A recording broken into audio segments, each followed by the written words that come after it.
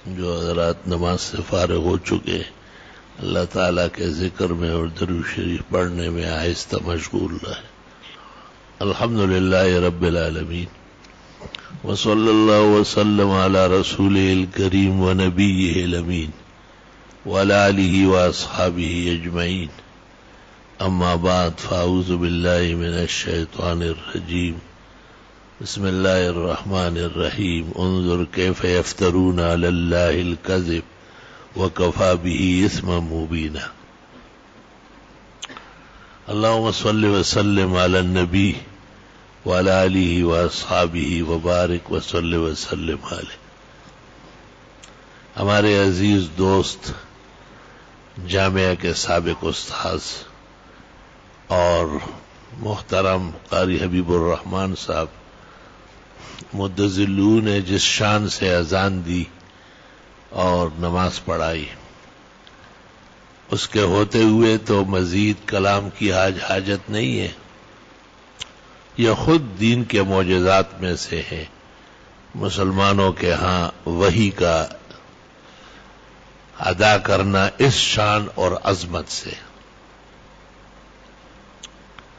اللہ تعالیٰ نے ایک پیغمبر حضرت داؤد علیہ السلام کو ایسا معجزہ دیا تھا کہ وہ اپنی کتاب زبور جب جلدی پڑھتے تھے تو اس قدر سریع اور تیز اور تند طریقے سے کہ حضرت فرما دیتے تھے کہ بھائی گھوڑا ٹھیک کر لو، میں جا رہا ہوں.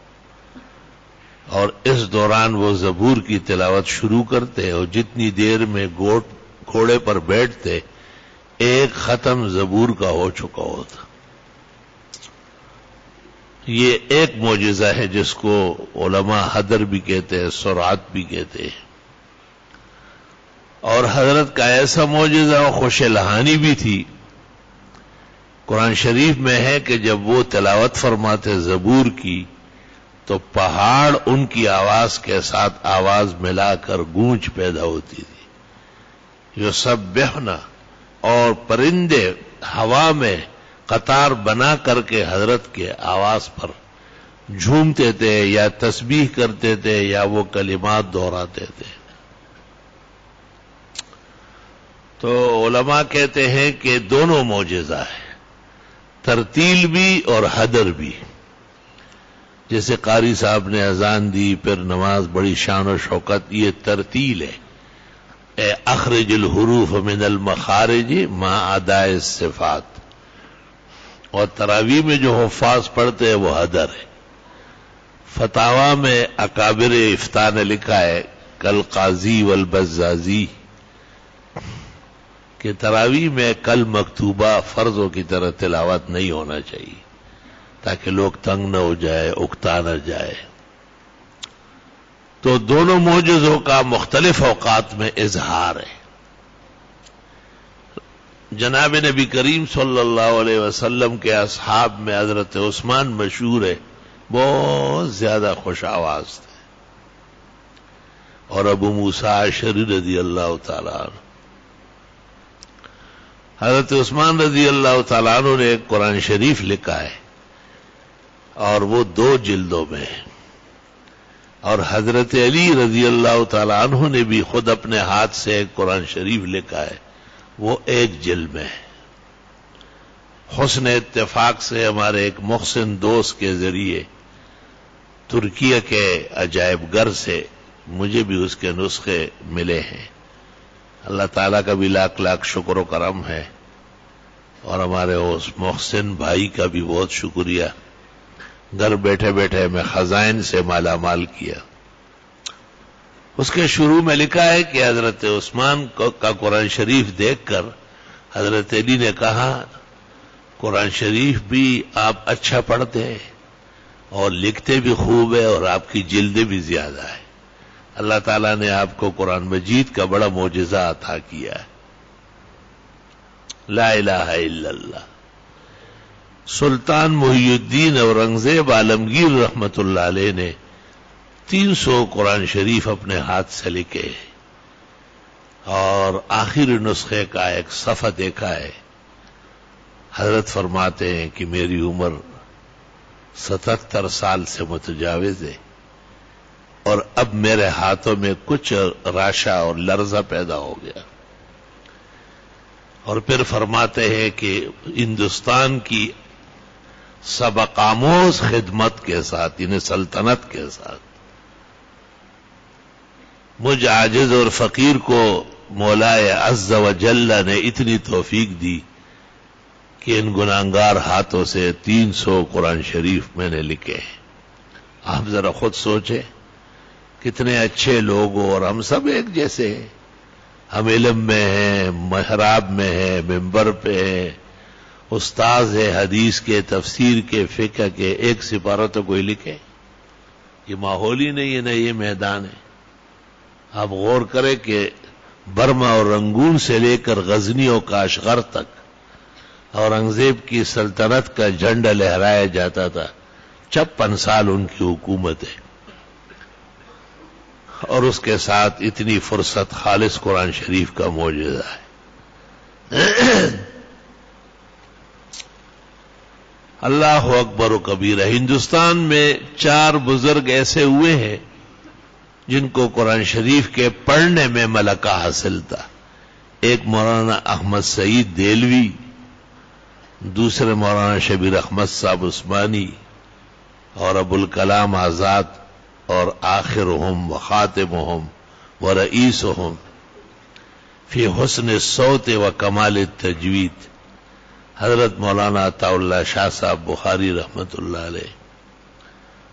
شاید امت مسلمہ میں ایسے کم خوش نصیب ہوں گے جن کو اتنی جلالت شان اور کبر العلم اور ضخامت مقام کے ساتھ اللہ تعالیٰ نے قرآن کریم پڑھنے اور ان کو سمجھانے کا بہت بڑا ملکہ عطا فرمایا تھا.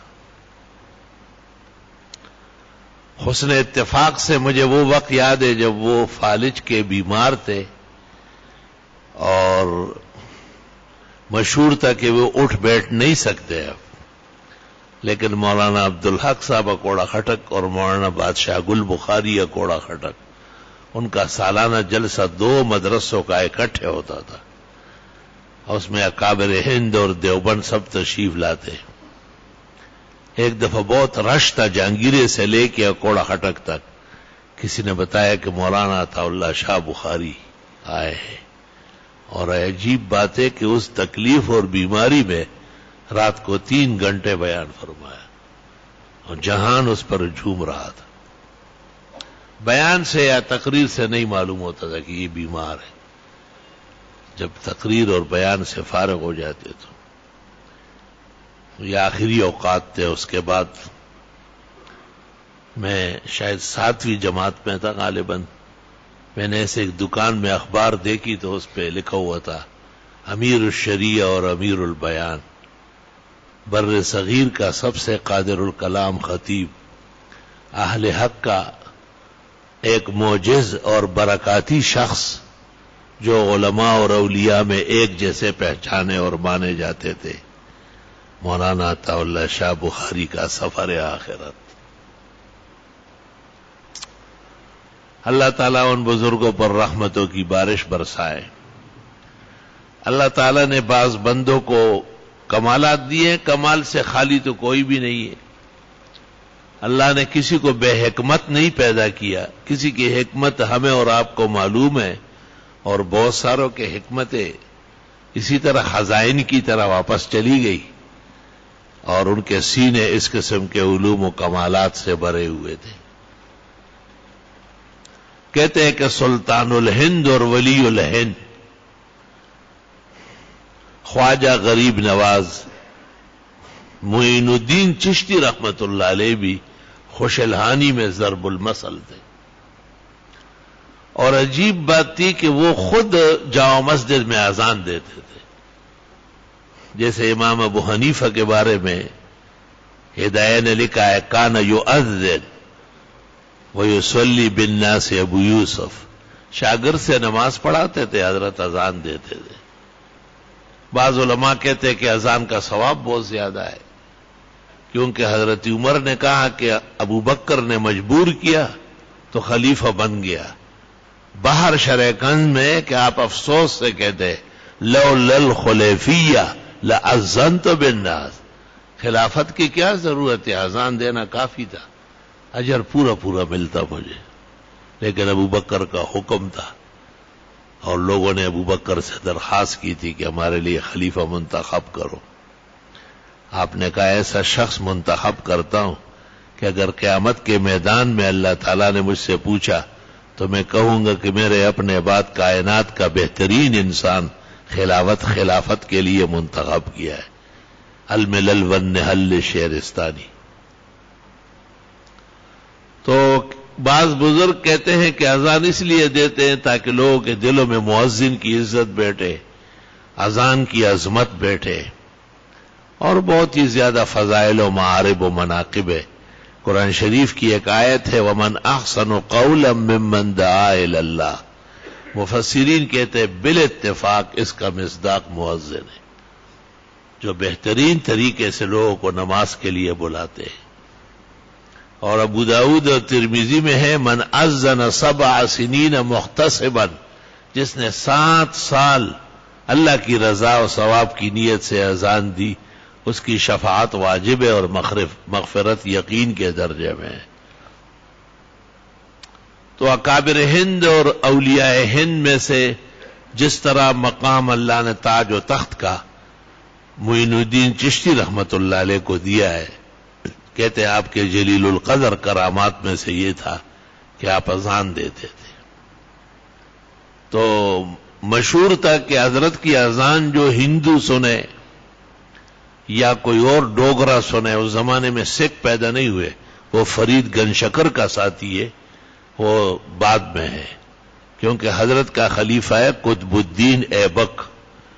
قطب الدین ایبک کا خلیفہ ہے فرید گنشکر، اور فرید گنشکر اور بابا گرو نانک ایک کلاس میں رہے.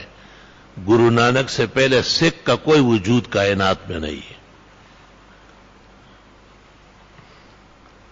تو جو کوئی شخص حضرت صاحب کی اذان سنے وہ ضرور ایمان لائے گا. اور ایسے کئی لوگوں نے دیکھے تھے، کوئی دکاندار، کوئی دودھ فروش، کوئی کمبل فروش، کہ حضرت صاحب اذان دے رہے اور وہ اپنے کام سے لگا ہوا ہے، اچانک کام چھوڑ کر کے رونے لگا. اور پھر آرام تب آیا جب کلمہ اسلام اور توحید خداوندی اور رسالت مآب صلی اللہ علیہ وسلم کی حقانیت کا اقرار و تصدیق کر لی. تو کہتے ہیں کہ 5 بڑے بڑے پنڈت جو ان کے ہاں بہت بڑے مذہبی لوگ سمجھے جاتے تھے اور بہت دور کے علاقے سے روانہ ہوئے، اور انہوں نے کہا یہ سب ایسی غلط باتیں ہیں جو مشہور ہو رہی، اس کی کوئی حقیقت نہیں ہے. اور ہم جا کے سنتے ہیں کہ یہ کون سی اذان ہے کہ جس کے ساتھ مسلمانوں کا کلمہ پڑھنا ضروری ہے. تو کہتے ہیں کہ حضرت صاحب کی عادت تھی کہ وہ اپنے کمرے میں وضو کر کے پھر باہر آتے تھے، اور جامع مسجد جو اجمیر میں ان کے قریب میں تھی راجواڑوں میں، اس کے مینار پہ چڑھتے تھے. تو حضرت صاحب نے وضو کیا اور باہر آئے، اور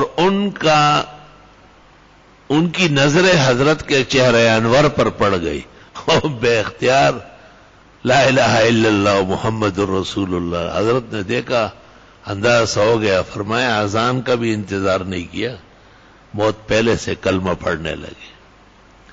اللہ تعالیٰ نے خوش الحانی یا حقیقت شناسی یا آواز میں ایسے گنگرج ہمارے عزیز دوست امت مسلمہ کا سپہ سالار، پاکستان میں اہل حق کے آن بان حضرت مولانا فضل الرحمان صاحب منگل کے دن ہمارے یہاں نوری آباد میں مہمان تھے، جہاں ان کے والد ماجد فقیہ امت محمود الملت والدین، محدث کبیر، مفسر نحریر، میدان سیاست اور فراست کے علی الاطلاق امام حضرت مولانا مفتی محمود صاحب اعلی اللہ مقامہ کی یاد اور ثواب کے لیے ایک جامع مسجد تعمیر ہو رہی.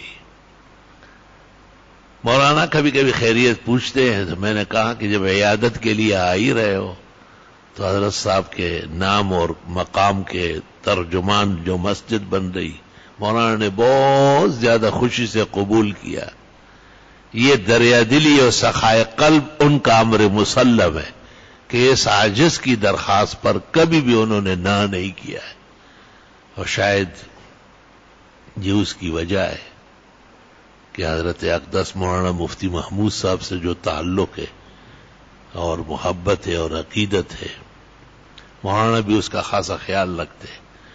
تو اس وقت قاری صاحب مدذلو کو وہاں زحمت دی گئی تھی اور بڑے شوق لگن محبت سے آئے، اور بڑے خاص طریقے سے ان کے اعزاز میں جو پروگرام تھا وہ بھی نمٹایا، خود سربراہی کی، اور اذان 40 سال بعد وہاں زور کی اذان میں نے دی۔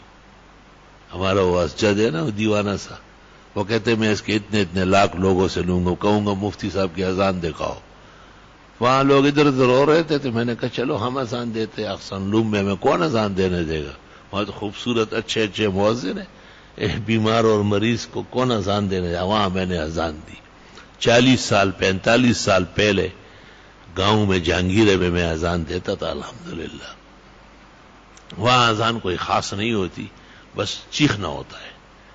میرے ایک اخیافی بھائی تھے بڑے، تو وہ اذان دیتے تھے اور 20 سال پہلے سے دیتے تھے، حی علی الصلاۃ حی علی الصلاۃ۔ میں نے کہا گلالا ایسا نہیں، اچھا ماشاء اللہ، علم پڑھ کر کے اپنے بڑوں پہ تنقید شروع کرو، وہ شابش علم ایسا ہونا چاہیے۔ ہمارے امام صاحب بھی کہتے ہیں یہ پریدے سیکھے دا خرچہ پوئی کڑی زی پا گوٹو منڈل مگو رہا تھا زور اور زور سرے لوی شور دے بالکل۔ تو دیہاتوں میں تو ہر شخص دے سکتا ہے، لیکن شہری فضاؤں میں الحمدللہ۔ ہمارے یہاں سے ایک بہت بڑے بزرگ آئے تھے، یہاں ہمارے مہمان تھے، وہی گلہ کرتے تھے میرے بارے میں کہ دیکھو پختونوں کا رواج ہے کہ کوئی عالم آئے تو اس کو کہتے ہیں کہ ملئی سے موزو کا مخ کے دیوڑ ماتا وہی نا یار ماتا شرم رات تمہیں دے بس دے گلدار بیگم گانا تی جوڑا کی ماتا پتہ ہوا چاہتا بانگا اس شے نورزی۔ خیر جب میں بہت تنگ آیا تو میں نے گاڑی میں بٹھایا ہو احسن المدارس لے گیا، ہمارے حفظ کے بچے ہو مال مویشی ہے۔ میں نے کہا حضرت یہاں آپ نماز پڑھا ہے، مغرب کی نماز پڑھائی، توبہ شاید اس کی نقل بھی جائز نہ، الحمد للہ رب العالمین۔ خیر نماز پڑھانے کا مجھے کہا کیسا ہے دیکھ لیا؟ میں نے کہا بس قیامت نہیں آئی، خدا کا شکر ہے کہ قرآن محرف نہیں ہو سکتا۔ یا ایسی کمزوریاں امت میں رہی ہے اور دارالعلوم دیوبند نے خود محسوس کیا، اور انہوں نے پھر طالب علم کے لیے 2 پارے تجوید کے ساتھ سیکھنا ضروری قرار دے دیا۔ استاد محترم مولانا عبدالحنان رحمت اللہ علیہ کی سند میں نے دیکھا تھا، لکھا ہوا تھا وقت قرأ بعض القرآن بالتجوید، قرآن شریف کے کچھ پارے تجوید سے پڑھ چکے ہیں، والحمدللہ علی ھذا۔ خیر یہ تو قاری صاحب کے اعزاز میں اور آپ جو مسرور ہوئے اور بہت ہی خوش آئندہ لمحے ہیں، میں نے کچھ تفصیل کی۔ ہمارے جو قاری صاحب قاری محی الدین الحمدللہ پاکستان کے چند قراء میں اور حفاظ میں ایک ہے، اتنے مکارم ہیں ان کے کہ اگر وہ بیان کیے جائے تو نقصان کا اندیشہ ہے۔ مجھ جیسے عاجز اور فقیر جس کو ابس ہمیں بدنام کیا، ان کے ساتھ 35 سال ایسے گزارے کہ اگر 10 انور شاہ بھی آ جائے تو محی الدین جیسے خدمت کوئی نہیں کر سکتا ہے۔ الحمدللہ اللہ اللہ تیرا لاکھ لاکھ شکر کرم احسان اور مہربانی۔ تو اللہ تعالیٰ نے حسن صوت بھی دیا ہے، قرات کی منزل بھی پختہ ہے، اور جہاں سے چاہے قرآن شریف پڑھ سکتے ہیں، یہ اللہ تعالیٰ کا خاص احسان اور مہربانی ہے۔ عزیزم حافظ قاری محمد انور شاہ وہ قاری حبیب الرحمان کے بھی شاگرد ہے اور قاری محی الدین کے بھی شاگرد ہے۔ الحمدللہ الحمدللہ۔ پہلی مرتبہ جب محمد انور شاہ تراویح پڑھانے لگے تو ان کی والدہ اور بہنوں نے اپنے طور پر اعزاز اور شرف میں ایک بہترین رقم جمع کی اور مجھے کہا 30 سال سے ہمارے قاری صاحب مصلی پہ تراویح پڑھا رہے ہیں، آج وہ اپنے خوشی سے اعزاز سے ہمارے بیٹے اور بھائی انور شاہ کو آگے کر رہے ہیں، تو یکم رمضان سے پہلے ان کو یہ ہدایہ حوالے کرے تاکہ ان کا دل خوش رہے اور وہ کبھی محسوس نہ کرے الحمدللہ۔ ہمیشہ حقوق و آداب سے بہترین چشمے روشنی کے ہدایت و ارشاد کے پھوٹتے ہیں۔ الحمدللہ الحمدللہ، اللہ تعالیٰ کا لاکھ لاکھ شکر و کرم و احسان ہے۔ یہ عاجز تو نہ قاری ہے، نہ حافظ ہے، نہ صحیح طرح مولوی ہے، بس ایک مدرس قسم کا آدمی ہے جو کتابیں پڑھاتا ہے۔ الحمدللہ اس میں طالب علم خوش رہتے ہیں، اور درس نظامی میں ایسی کوئی کتاب نہیں جس عاجز فقیر نے نہیں پڑھائی۔ خاص کر ہدایہ اول، ثانی، ثالث، مشکات دونوں جلدے، اور مختصر المعانی، حسامی، نور الانوار اور ادب کے تمام کتابیں، نفحۃ الیمن مفید الطالبین سے لے کر متنبی اور حماسوں تک۔ اسی کے ساتھ ہی مزمل بھائی اور ان جیسے لائق لوگوں کو گلستان پڑھائی۔ اللہ تعالیٰ کا لاکھ لاکھ شکر و کرم ہے کہ اس فانی زندگی میں 30 سال پورے ہو رہے ہیں کہ بخاری شریف اور ترمذی شریف کا مسلسل درس الحمدللہ عاجز اور فقیر سے اللہ تعالیٰ اس کی خدمت لے رہا ہے۔ اللہ کے کس کس نعمت کو کوئی شکر کرے گا۔ میری ارمان تھی 20-30 سال سے کہ کوئی بہت اچھے استاذ اور بہت قابل ترین مدرس ملے، میں ان سے مثنوی مولانا روم پڑھوں۔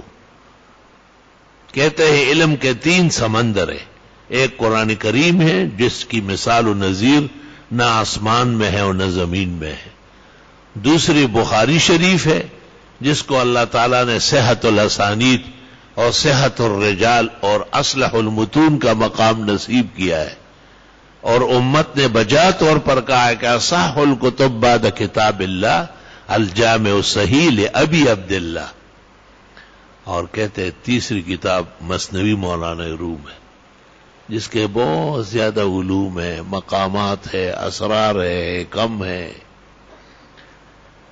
میں کیا پڑھتا، وقت آ گیا قریب، ہمارے مزمل بھائی کے چھوٹے بیٹے جو ہمارے احسن المدارس میں بہترین ناظم اعلیٰ، عمدہ امام، خطیب اور کئی اوصاف کا مالک ہے، اللہ ان کو نظر بد سے، دشمنوں سے، سازشوں سے، بیماریوں سے بچائے، اس نے مجھ سے مثنوی شروع کر لی۔ الحمدللہ یہ عاجز اور فقیر جس کائنات میں قدم رکھتا ہے، وَكَذَا الْكَرِيمُ إِذَا أَقَامَ بِبَلْدَةٍ قَامَ النُّزَارُ بِهَا وَسَالَ الْمَاءُ۔ اللہ تعالیٰ کا لاکھ لاکھ شکر کرم و احسان ہے کہ امید ہے 21 شروع موجودہ آن وقت دیکھنے کے بعد عزیزم کو ترمذی کے گھنٹے کے بعد اس میں 8-10 بزرگ علماء اور بھی شریک ہوتے ہیں۔ یہ آپ کو حسن تشکر کے مواطن گن رہا ہوں۔ دور حدیث کے طلباء نے کہا کہ یہاں پڑھاؤ ہم بھی شریک ہو جائیں گے۔ میں نے کہا دیکھو کتاب بہت عجیب و غریب ہے اور عشق اور محبت سے مالا مال ہے۔ مولانا روم نے مجازی عشق و حقیقت عشق کے لیے ذریعہ اور وسیلہ اور زینہ بنایا ہے۔ اب میں بوڑھا ہو چکا ہوں، 65 سال میری عمر ہے، کئی بیماریوں میں گھیرا ہوا ہوں، بخاری و ترمذی تو میرے 30 سال کا وظیفہ ہے۔ مثنوی مولانا روم کا پہلا سال ہے زندگی میں، تو میں نے کہا کہیں ایسا نہ ہو کہ بجائے بخاری اور ترمذی کے حافظ ہونے کے، اچھے عالم ہونے کے، عشق معاش کا شروع کر لے، تو میں اس لیے مولانا روم کو یہاں دارالحدیث میں قابو نہیں کر سکتا ہوں۔ وہاں دفتر کے سامنے ہم پڑھیں گے انشاءاللہ تعالی۔ آپ سے دعاؤں کی درخواست ہے، بس آج میں نے تقریر نہیں کرنی تھی، میں چاہتا تھا کہ قاری صاحب کا حسن صوت اور نماز کی جو عظیم تفوق شان انہوں نے ظاہر کی، اللہ جزائے خیر دے، اور آپ کو اور ہم کو ہمیشہ قرآن خوان و قرآن دان بنائے۔ کبھی کبھی یہ میری درخواست پر سراب گوٹ میں ان کا مدرسہ ہے، اس کا تعاون کرنا بھی مسلمانوں کا فرض ہے، اور بہت نیک صالح انسان ہے۔ میری درخواست پہ آ جاتے تھے اور یہاں اذان دیتے تھے مغرب و عشاء کی۔ تو حافظ شیرازی نے ایک شعر کہا ہے، اور وہ اپنے خوش الحان کو کہتے ہیں کہ غزل گفتی و در سفتی۔ آپ غزل کیا کہتے ہیں؟ موتیاں پیروتے ہیں، ملغلر پیرے، آپ بخوان خوش اور ذرا آواز اور اچھا کر لو کہ برنظمی تو افشاند فلک عقد سریارا. آپ کے خوش آوازی پر ستارے جرمٹ بنا کر اس خوشی میں رقص کر رہے ہیں. اللہ تعالی ہمارے قاری صاحب کو، قاری محی الدین کو، عزیز محمد انور شاہ کو، اور جتنے بھی علماء و طلباء اور ہمارے چھوٹے بڑے بیٹے ہیں، سرمایہ ہے، مہمان ہے، آنے والے حضرات ہیں، ان سب کو علوم و اعمال کی پونجی عطا فرمائے. الحمدللہ رب العالمین. اللہم صلی وسلم علی نبیک و رسولک و نجیک محمد احمد وعلی آلہ واصحابہ وبارک وصلی وسلم علیہ. اللہم احفظنا واحفظ الاسلام والمسلمین. اللہم احفظنا واحفظ ھذا الدین واہل الدین.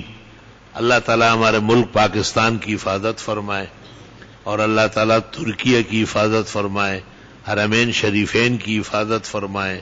القدس کے ساتھ جو ظلم و ستم اسرائیلیوں کا شیطان کبیر ابلیس زمانہ ٹرمپ صدر امریکہ کر رہا ہے، اللہ اس کی دل آزاری اس پر اور اس کے ملک پر ڈالے اور ان کو تباہ و برباد کر لے. روسی دار کے بخر اور بنجروں کی طرح کائنات کے لیے دید عبرت بنا لے. اللہ تعالیٰ ایسے موقع پر جب مسلمان کمزور ہو رہے ہو خود آگے بڑھتے ہیں اور مقابلہ کرتے ہیں. قرآن میں اس کا ثبوت ہے، وَكَفَى اللَّهُ الْمُؤْمِنِينَ الْقِتَالَ. اللہ تعالیٰ مسلمانوں کی طرف سے لڑنے کے لیے بہت کافی ہے. اس کی 3 تفسیریں مفسرین کرتے ہیں. ایک تو مسلمان کبھی مٹیں گے نہیں، ان کا وجود اور شاعر کا ہمیشہ محفوظ رہے گا اور ان کا دشمن تباہ و برباد ہوگا. دوسرا یہ کہ اللہ ایک نہ ایک دن ان کو اسباب بھی مہیا کر دے گا. اور تیسری تفسیر یہ کہ اللہ ایسے موقع پر کبھی دوسرے ملکوں کو غیرت کے مقام پر کھڑا کر دیتا ہے اور انبیاء اور اولیاء کے لیے تو آسمان سے ملائک اترتے تھے. اللہ تعالیٰ القدس کی عظمت و عزت رفتہ بحال فرمائے. اور یہ حقیقت میں پیش بندی ہے حرمین کے لیے اور دنیا عرب کے لیے. اللہ پاک امریکہ اور ان کے ناکارہ لوگوں کے ارادے زہریلے سازشیں تباہ و برباد کر لے اور حرمین تا قیامت بما القدس اور پورے عالم میں مساجد، مدارس، علماء، اولیاء، صلحاء، طلباء، ان کے معاونین، محسنین اللہ زندہ تابندہ قائم دائم اپنے خاص حفاظت و امن و امان سے سرشار رکھے. جتنے بھی اموات ہوئی ہے کہیں بھی اسلام پر اللہ انہیں مغفرت دے اور ان کے پسماندگان کو صبر و اجر عطا فرمائے. اور جہاں کہیں کوئی بیمار ہے یا درد اور کرب میں ہے اللہ انہیں صحت شفا دے اور ان کی دستگیری فرمائے. اگر آپ کی نیک دعائیں شامل حال رہی اور اللہ تعالیٰ کا فضل و احسان اور توفیق اصل سرمایہ اور روح ہے وہ نصیب رہی تو آنے والے جمعے کے بعد شام کو انشاءاللہ تعالی صرف چند دن کے لیے حرمین شریفین کی حاضری ہے. دعا فرمائے اللہ تعالیٰ آسان فرمائے اور رکاوٹیں و موانع دور فرمائے. ہمیں زندگی حرمین شریفین آنا جانا آسان و نصیب فرمائے. اجازت ہو تو آ کر میں بھی ان میں شامل ہو جاؤں. سنا ہے کل تیرے در پر ہجوم عاشقاں ہوگا. کیونکہ وقت کی بھی قلت ہے، ادارے کی بھی نگرانی اور یہاں موجود رہنا ہے اور ویسے بھی طبیعت میں اتار و چڑھاؤ آپ کو سب معلوم ہے. تو اس کا تقاضا ہے کہ بس ہم چند دن مکہ میں اور چند دن مدینہ منورہ میں جمعہ پڑھ کے جائے اور جمعے کے لیے بلکہ شب جمعے کے لیے بھی پہنچنے کی کوشش کریں گے. آپ دعا فرمائے اللہ تعالیٰ آسان فرمائے. یہ سفر حرمین یہ سیر سپاٹا نہ ہو، یہ صرف ایک منظر آرائی اور رواج و رسم نہ ہو بلکہ ایمان کی تقویت، اعمال کی توفیق اور امت مسلمہ جن غم اور پریشانیوں سے گزر رہی ہے ان کی حفاظت کی مقبول اور مستجاب دعاؤں کے ساتھ مالا مال ہو. پاکستان ہمارا وطن ہے. قرآن کریم سے ثابت ہے کہ اپنے ملک اور گھر سے محبت کرنا مومن کی شان ہے اور کافر کی علامت یہ ہے کہ وہ اپنے گھر اور ملک کا دشمن ہوتا ہے. یخربون بیوتہم بایدیہم. اس لیے آئے دن کے ہمارے ملک کو بھی دھمکیاں ملتی ہیں. یہ کسی حکمران کا ملک نہیں، نہ کسی سیاستدان کا ہے، یہ کروڑوں مسلمانوں اور ان کے بزرگوں اور ان کے مخلصین اور ان کے کرم فرماؤں کی قربانی اور مجاہدانہ شان کا نتیجہ ہے۔ اللہ تعالیٰ اس کو تا قیامت قائم دائم رکھے، ہر شریر اور مفسد سے اللہ تعالیٰ بچائے، اندرون خانہ جو مارے آستین ہے ان کے شر اور فساد سے بھی اللہ ملک اور ملت محفوظ فرمائے۔ بلکہ ہماری تو یہ بھی دعا اور خواہش ہے کہ جو آج کل بنگلہ دیش کے نام سے اجاڑا ہے، اس مشرقی پاکستان کو ایک بار پھر ہمارے مغربی پاکستان کے ساتھ ایک کر دے، اور دلی اور اجمیر تک اللہ ہمیں درس دینا اور نماز پڑھانا اور تبلیغی جماعتوں کو آگے بڑھانا نصیب فرمائے۔ وصلی اللہ تعالی علی خیر خلقی محمد وآلہ واصحابہ اجمعین برحمتہ۔